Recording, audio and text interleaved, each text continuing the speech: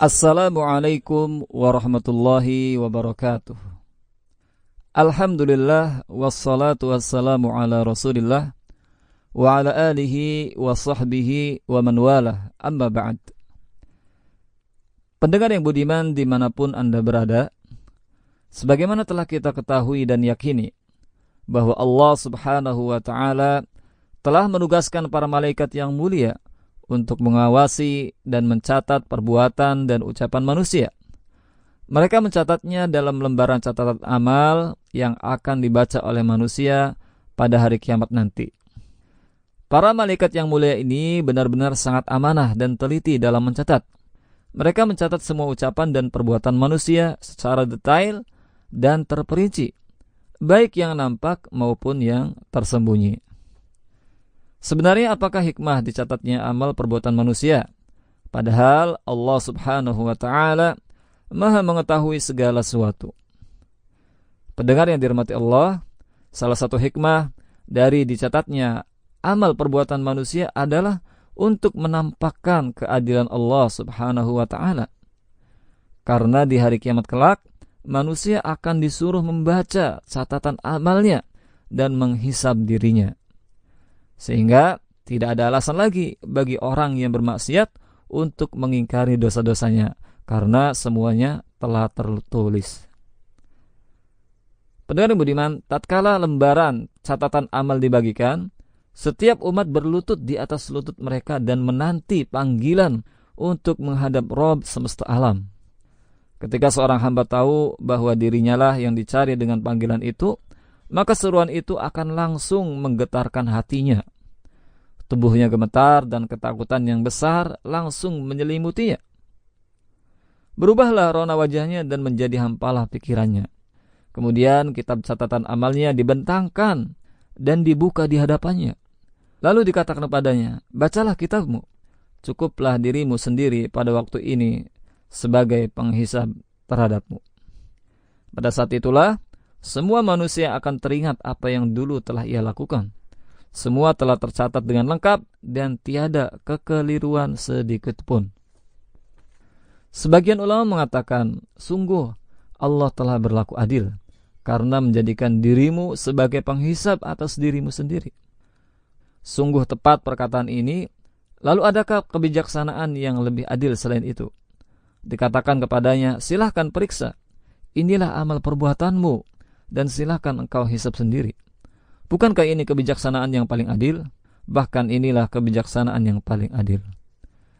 Pada hari kiamat nanti, kitab catatan amal akan dibentangkan dan dibuka di hadapan masing-masing hamba tanpa tertutup sedikit pun.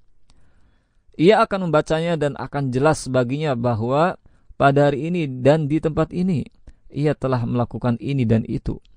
Semua telah tercatat tanpa penambahan dan pengurangan sedikit pun. Jika ia mengingkari dengan lisannya, maka lisannya akan dikunci dan bangkitlah para saksi yang akan memberikan kesaksian atasnya.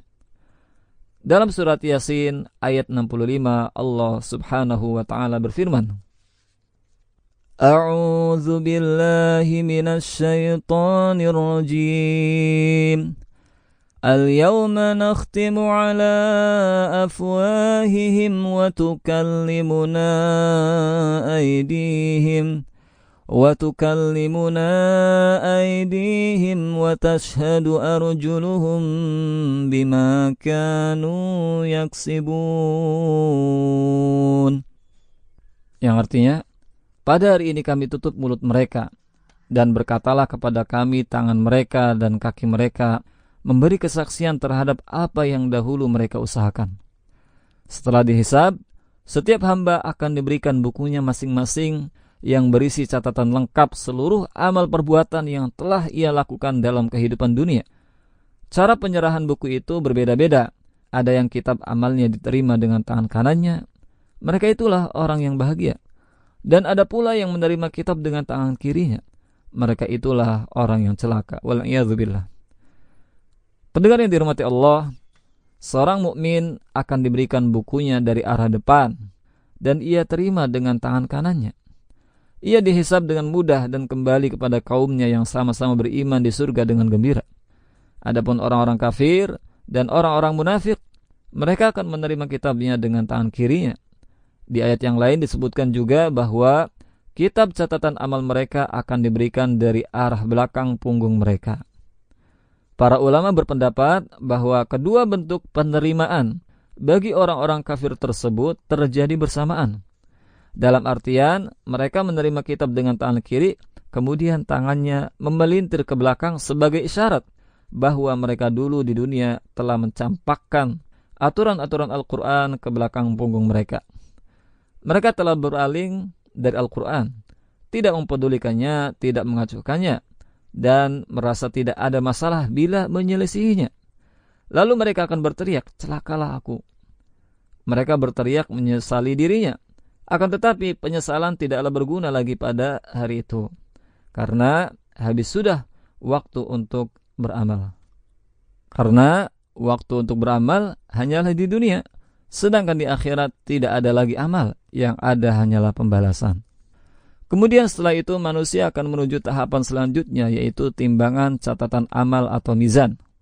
Mizan atau timbangan adalah alat untuk mengukur sesuatu berdasarkan berat dan ringan. Adapun mizan di akhirat adalah sesuatu yang Allah Subhanahu wa taala letakkan pada hari kiamat untuk menimbang amalan hambanya. Mizan di hari kiamat adalah sesuatu yang hakiki dan benar-benar ada.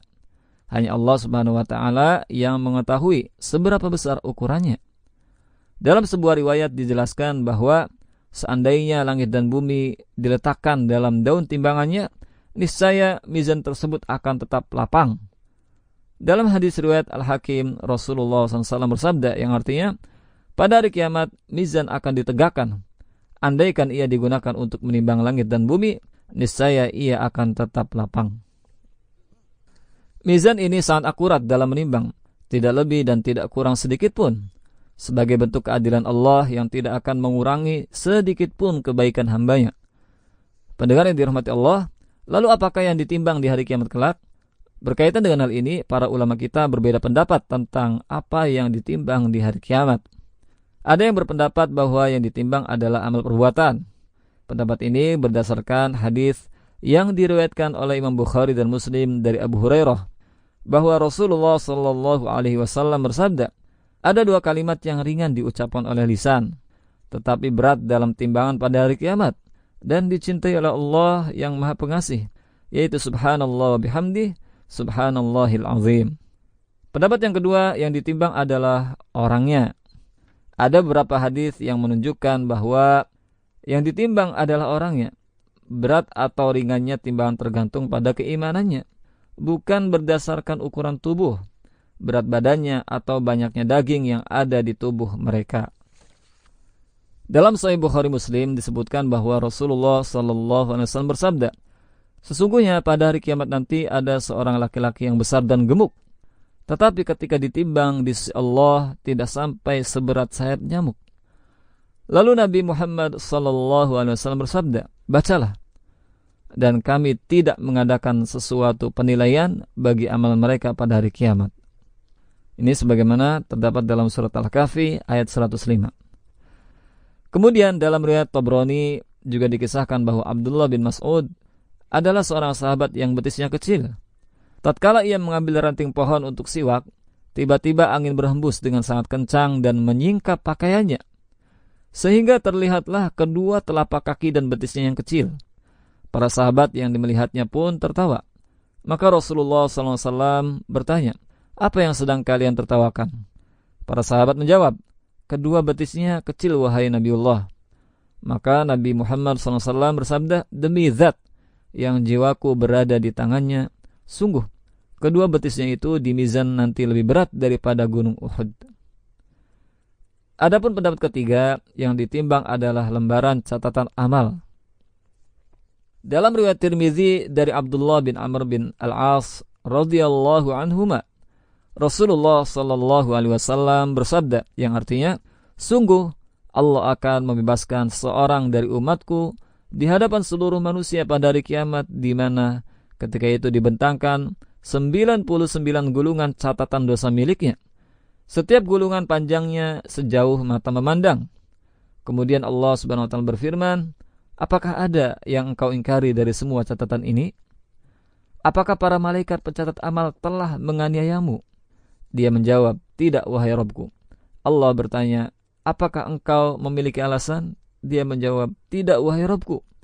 Allah berfirman, bahkan sungguhnya engkau memiliki satu kebaikan di sisiku, dan sungguh pada hari ini engkau tidak akan dianiaya sedikit pun.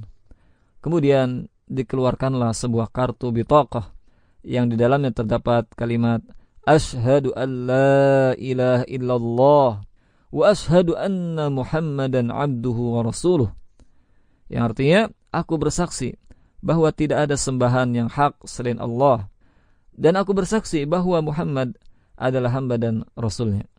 Lalu Allah Subhanahu wa taala berfirman, hadirkan timbanganmu. Dia berkata, wahai Rabbku, apalah artinya kartu ini dibandingkan seluruh gulungan dosa itu? Allah berfirman, sungguh kamu tidak akan dianiaya. Kemudian diletakkanlah gulungan-gulungan tersebut pada satu daun timbangan, dan kartu itu pada daun timbangan yang lain. Maka gulungan-gulungan dosa tersebut terangkat, dan kartu la ilaha illallah lebih berat. Demikianlah tidak ada satupun yang lebih berat dari sesuatu yang padanya terdapat nama Allah Subhanahu wa ta'ala. Pendengar yang dirahmati Allah, ketiga pendapat tersebut tidaklah saling bertentangan antara satu sama lainnya.